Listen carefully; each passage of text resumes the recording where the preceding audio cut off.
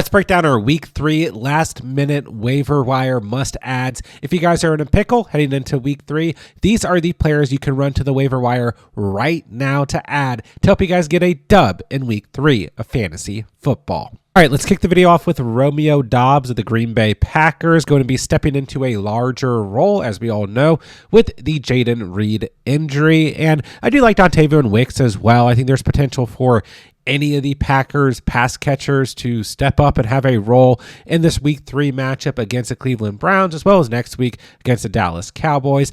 But what we have to understand is that in this Matt LaFleur offensive system, the quarterback is going to spread the football around. So, I mean, a lot of people, like the potential emergence of rookie wide receiver Matthew Golden. We have Tucker Kraft going into the week at the tight end position, questionable. There's a chance he doesn't play. So ultimately, I mean, this is good for guys like Golden, Doubs, and Dontayvion Wicks, knowing that Jaden Reed is out as well. But every pass catcher on this team has the chance on a weekly basis to do something, and it's very difficult to call who that pass catcher is going to be. But what we do know about Romeo Doubs, that he has good red zone chemistry over the past couple of seasons with Jordan Love. Caught a touchdown in week 2 against Washington. It's a bit of a gamble when it comes to any Packers wide receiver, but at the end of the day, Romeo Doubs should be a player who can bring you guys a solid floor. He sits at 45% roster going into week 3. Next up, we have Calvin Austin of the Pittsburgh Steelers going into the week sitting at 46% rostered, and we've gotten a mixed bag through the first 2 weeks of the season with Calvin Austin. 17 fantasy points in week 1, 3.2 in week 2, just 1 catch last week. But believe it or not, the Patriots defense has given up the second most fantasy points to opposing wide receivers on the season. So I think that this is a really good matchup where Calvin Austin could have the potential to get involved here. And I think that's kind of what Calvin Austin's going to be this year. A lot of up and down, tough to call, but when we have him, have the possibility of showing up in these softer matchups, that's where you want to strike if you're absolutely desperate. Once again, there's risk here with a lot of these guys that we're going to talk about, but if you guys need a last minute plug and play, Calvin Austin could be a flex play who at least gets you double digits in a strong matchup here in week 3. Next up, we have Troy Franklin of the Denver Broncos coming in at 58% rostered, coming off of a big week 2 performance, 24 fantasy points, 9 targets, 8 catches, 89 receiving yards, and a touchdown. Moved up pretty aggressively in overall roster percentages. And, he goes into this week 3 matchup. It's not necessarily the best against the Chargers, who are coming in 10th against the wide receiver position in terms of fantasy points allowed. And I do think that there could be some risk. I mean, once again, this Sean Payton offense, you just don't really know what you're going to get on a week-to-week basis outside of J.K. Dobbins and Cortland Sutton, right? In terms of the rest of the pass catchers here, it can be a bit up and down, but I think a lot of people are in the boat that Troy Franklin could step in here and be a true number 2 wide receiver for this team. So I don't know if I particularly love the matchup this week, if I'd be going out of my way to play Franklin. I like him a bit more maybe in week 4 against Cincinnati, but still he is in position where he could potentially get you guys double digits, be a good enough last minute dart throw for your guys' fantasy rosters. A little bit higher roster than some of the other players that we'll talk about today, but still Troy Franklin, a solid enough option if there's nothing better for you guys here in week 3. Next up is Alec Manor of the Tennessee Titans going into a week 3 matchup against the Indianapolis Colts. I mean, nothing to sneeze at when it comes to this defense. They rank 17th against wide receivers, kind of right there in the middle, and they've been surprisingly good. But Manor's coming off of a game where he had 15.6 fantasy points. He's had at least 6 targets in each of the first 2 games of the season. And, you take away the touchdown last week, you weren't going to be left with a very good fantasy performance. So I want you guys to bear that in mind. I'm not expecting a massive game potentially out of A.O. Manor here in week 3, but I think that the floor could be there. Once again, the targets have been there. And I always talk about rookie wide receivers coming into the NFL with a rookie quarterback. A lot of times we just see a good chemistry between the two. So I believe in the chemistry between Cam Ward and A.O. Manor. This is a home game for the Titans. Once again, dart throw here. He sits at 49% rostered, but the volume in terms of targets has been there, and that is encouraging, and definitely encouraging to see him get in the end zone in week 2. So once again, a solid enough last minute plug and play. A.O. Manor might be out there on the waivers for you guys. Next player is going to be Hunter Renfrow of the Carolina Panthers, sitting at just 16% rostered, coming off of a 23.8 fantasy performance day in week 2.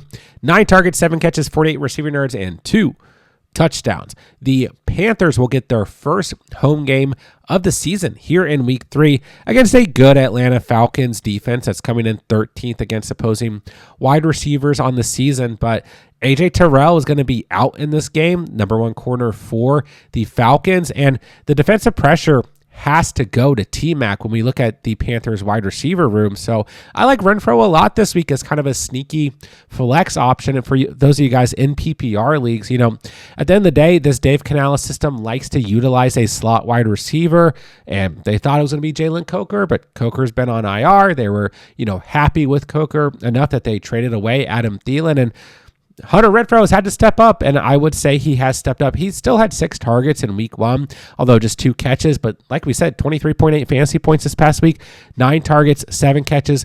Good spot for him. Home game for the Panthers. Hunter Renfrow could be a very nice, sneaky option who's very lowly rostered here in week 3. I talked about Christian Kirk in yesterday's sneaky starts and streams video. Coming off of the injury report, he's good to go in week 3, sitting at about 49% rostered. Hasn't done anything on the season, right? No stats to look at here. And, last year he got hurt as well. He was on a decent pace in PPR last year, but just don't forget a lot of production out of Kirk in his time with the Jaguars. Now he's in an offensive system that has a bad offensive line that needs to get the football out quickly, and he's going to play out of the slot. I think it could be a really nice security blanket type option for CJ Stroud. And, Jaden Higgins, Jalen Noel, the 2 rookie wide receivers, Xavier Hutchinson, these guys had their opportunity the last 2 weeks to really step up and do something in the absence of Kirk, and they didn't do a whole lot. Not that this offense has necessarily been doing a whole lot overall, but still Kirk could be a really solid PPR option who was actually drafted in a lot of leagues late, but then got, maybe dropped because he missed the first 2 weeks. If he's out there and available, he's at the very least worth stashing here in week 3. Take a look at 1 or 2 running backs. Let's start with Bashaw Tutin of the Jacksonville Jaguars, coming off of a nice performance in week 2 against the Bengals with 15.4 fantasy points. Caught a touchdown in this game, had 5.2 yards per carry, 42 yards on the ground. And, he does sit at 60% rostered going up against the Texans this week, who have surprisingly been really bad against the run, giving up the 25th most fantasy points to opposing running backs on the season, although they have a pretty good front 7, at least in terms of getting after the quarterback. But yeah, I'm kind of surprised that Tutin's only sitting at 60% rostered. I felt like maybe he would, go a little higher because Liam Cohen, the head coach of the Jags, the connection to what he did last year with Bucky Irving and Rashad White. I know Etienne's been playing very well, but I still think Tutin's going to get a lot of involvement in this offense at the end of the day, or enough involvement that he could be fantasy relevant. I know you take away the touchdown last week, wouldn't be the greatest fantasy day, but still, Tutin is a player when it comes to running back position, there's not a whole lot we can really go out and add right now. So if Tutin's out there and available, I think he's a strong add going in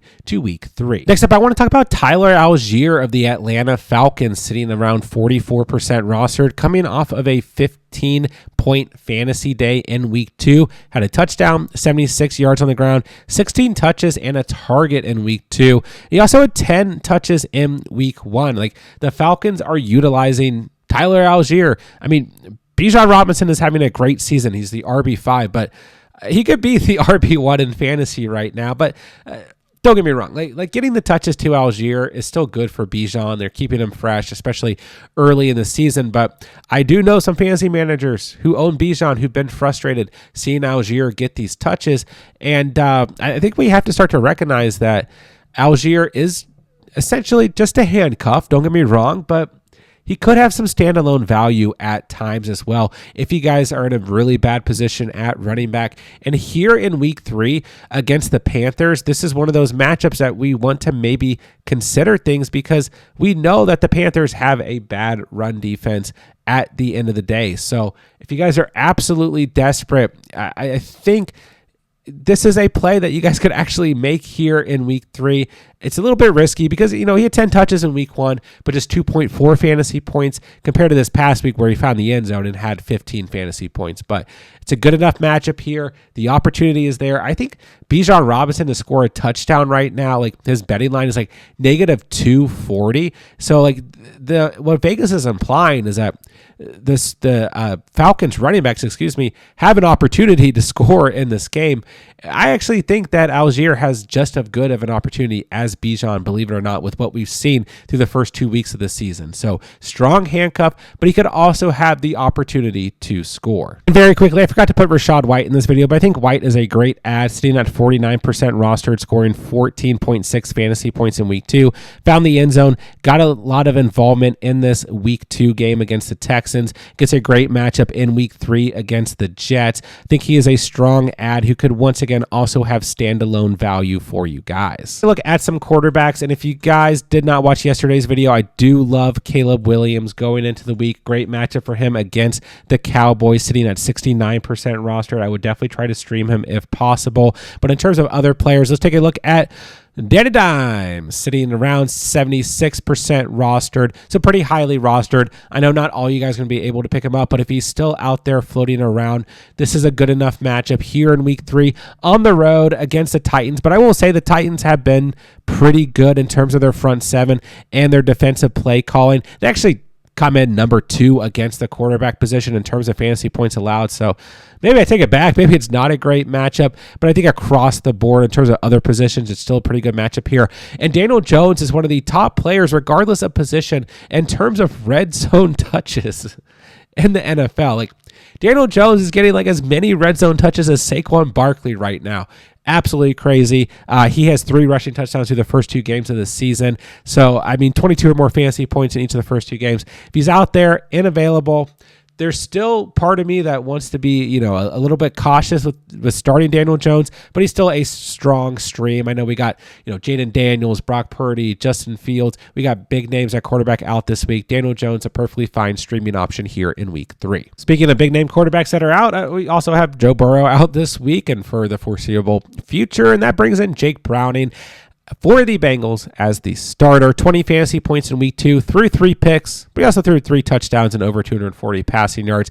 Gets the Minnesota Vikings this week here in week 3. This has not been, necessarily a great defense for quarterbacks in fantasy. They're ranked top 10 against the position, but I think Jake Browning, one of these guys who will go out there, sling it. He was pretty solid in 2023, filling in for Joe Burrow. It was a little rocky to start against the Ravens and the Steelers, but after that, he had 19 or more fantasy points in every single start to wrap up the year except for one, and he still had 16 fantasy points in that game. So should give you a safe floor, should give you some upside as well. Still a lot of good, pass catchers and weapons around him. Jake Browning has shot up to around 34% rostered. I think he is even a viable option if you're struggling in single quarterback weeks here in week 3. And then I will go ahead and mention dangerous himself, Russell Wilson.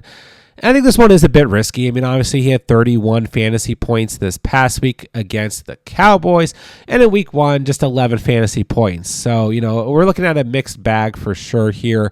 He is coming off of like his best game ever, like 450 passing yards, 3 passing touchdowns. I think the 450 passing yards was a career high for Russell Wilson, but nonetheless, he sits around 28% rostered. You look at the Chiefs defense. We know Spags, their great defensive coordinator, could maybe ruin Russell Wilson's day here, but ultimately the Chiefs are coming in 25th against opposing quarterbacks, like their bottom 10 against the quarterback position in terms of fantasy points allowed. This is the Giants' first home game of the season. It's a primetime game, Sunday Night Football. All eyes on the Chiefs. I think the Giants can come out here and actually compete in this game. I think Russell Wilson can be a good enough starter for you guys if you have no better options here in week 3. Look at a couple tight ends, and I want to start with Zach Ertz of the Commanders. I know he's sitting around 77% rostered, so pretty highly rostered, but I think he's a strong start, and I've seen him still kind of floating around in some leagues out there, so really safe floor. He's a tight end 3 on the season so far, double digits in each of the first 2 games, a touchdown in each of the first 2 games. But what I want to talk about a little bit here is the fact that we know Jaden Daniels is not going to play. I think that could scare some people off. of potentially starting Ertz this week with Marcus Mariota at the quarterback position. But we look back to last year, week 7 and week 18, Mariota played. Zach Ertz played as well. No Jaden Daniels in those games. Zach Ertz had 14 points and a touchdown in week 7. He had 15 points and a touchdown in week 18. Let's see, 5 targets in each of those games. So good enough numbers for sure. Mariota obviously likes to throw to Zach Ertz. So I think that everything that we would potentially be worried about should be kind of dismantled by the numbers that we had last year. And Mariota had 19 or more fantasy points in each of his 2 starts last year as well. So I think that I will trust the system here when it comes to the Commanders. And I think that ultimately Zach Ertz still a strong start who could end up being a streaming option or out there on the waivers for you guys as well. Next up is Jake Ferguson of the Cowboys, and once again, I mean, he sits at about 79% rostered, so he might not be out there, but I've seen him still floating around in a lot of leagues, and he's coming off of a strong performance, 16.8 fantasy points, 12 targets, 9 catches, 78 receiving yards, a good enough matchup here against the Bears, who have given up the 19th most fantasy points to tight ends on the season so far, and we're expecting points in this game. 2 really bad defenses, a lot of, passing in this game. Jake Ferguson's a really solid option this week. I'll just leave it at that. Like the matchup, we're expecting points in this game. Both teams are going to have to throw the football a lot, and he's just kind of out there and available. Not in everyone's league, but if he is, and you need a plug in at tight end, last minute, Tucker Kraft's your starting tight end. We don't know if he's going to play tomorrow, whatever it may be. Jake Ferguson is a strong option here in week 3. Still think Harold Fannin is a good option. I know kind of that some of the hype has died down here when it comes to Fannin, but I do want to mention, as tough of a matchup as the Packers are on paper, and while this Packers defense does scare me, and while the Browns don't have a bad defense as well, this game could get relatively defensive. The Packers come in 27th against opposing tight ends. This is the one spot where they've been really weak when it comes to fantasy points allowed. Fannin, I know it's just kind of interesting, right? Because Njoku's still getting a large amount of snaps. He's getting, 5 or more targets a game, just like Fannin is. So I think it's still split here, but Fannin has a nice floor and still gives you some upside as well. I mean, if Njoku's floating out around there, I think he's a solid enough start, but Fannin is a lowly roster compared to David Njoku. So if he's out there, you need a last minute plug and play. Some of the hype has died down. He may be out there. He may have even got dropped after last week when he had 9.8 fantasy points, which honestly not that bad for only 63% of snaps compared to Njoku's 82% of snaps. But yeah, this is actually a decent spot at home for the Browns. The Packers have struggled against tight ends here in 2025. All right, very quickly here, if you guys are in desperation territory when it comes to your streamers, here are some options at quarterback and tight end. Trevor Lawrence sits around 40% rostered. Quietly had a really nice week last week. I mean, he threw 2 picks and had a fumble, but he had 21 fantasy points, threw 3 touchdowns, and he gets the Houston Texans this week. This could be one of those games where it gets kind of gross, divisional matchup. Both these defenses do have some strengths right now, but the Texans are 17th against opposing quarterbacks. It's a home game for the Jags. I think he could give you guys a safe floor. I feel like Aaron Rodgers is going to kind of live in the streaming radar for the course of the season. Good matchup. Patriots are bottom 12 against opposing quarterbacks on the season. I don't know. Rodgers is worth a shot. We have a mixed bag. 25 fantasy points in week 1, 12 in week 2. I think he could be worth a shot, and I'll just kind of leave it at that. Sam Darnold was kind of quietly okay last week. Still threw 2 picks, but threw 2 touchdowns and 295 passing yards. And he gets the Saints, who are coming in 26 against opposing quarterbacks. Really good spot for him. They're at home this week. I think that's Sam Darnold. Safe floor this week. But there is risk associated because, I mean, let's face it, we're talking about streamers, right? Then last week in desperation territory, we did talk about Mac Jones. He did show up for you guys, 21 fantasy points, 279 passing yards, 3 passing touchdowns, did have 2 fumbles, and it was a good matchup once again against the Saints. This week he will get the Cardinals, who are kind of middle of the pack against quarterbacks, 15th, but they are missing some key defensive players. They're really banged up in terms of their secondary right now. This is the first home game of the season for the Niners. I think Mac Jones could build on what he did last week, be even more prepared than he was last week. This is a good spot for Mac Jones. And once again, we have big names out at quarterback this week. A lot of you guys are in super flex formats. You're in dynasty formats. You need help at quarterback. I think Mac Jones is actually a really safe option here in week 3. Then a couple more names at tight end. If Johnny Smith is still hanging out around there, on the waivers, sitting at 49% rostered, 50% rostered, right? I mean, he's had 4 more targets in each of the first 2 games. He gets the Patriots this week. I think that the floor is relatively safe. The Patriots are 18th against tight ends on the season. He might be touchdown dependent. We know Freiermuth is going to get some opportunity as well, but I think Johnny Smith is at least worth a dart throw. Hunter Henry absolutely disappointed last week in a good spot against the Dolphins, who just got shredded by Dalton Kincaid on Thursday Night Football. But nonetheless, like, he's always going to be a streaming option. He gets Pittsburgh this week, and Pittsburgh has been pretty flat in terms of their defense this year, 17th against tight ends. This is a guy who could always disappoint, but could also always get you about 10 fantasy points like he did in week 1. So he is worth a potential stream.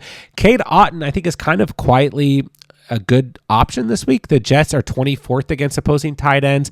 And then we got a couple things going on with the Bucs offense right now. They are, like I mentioned earlier, kind of suffering in terms of their offensive line right now, dealing with some injuries.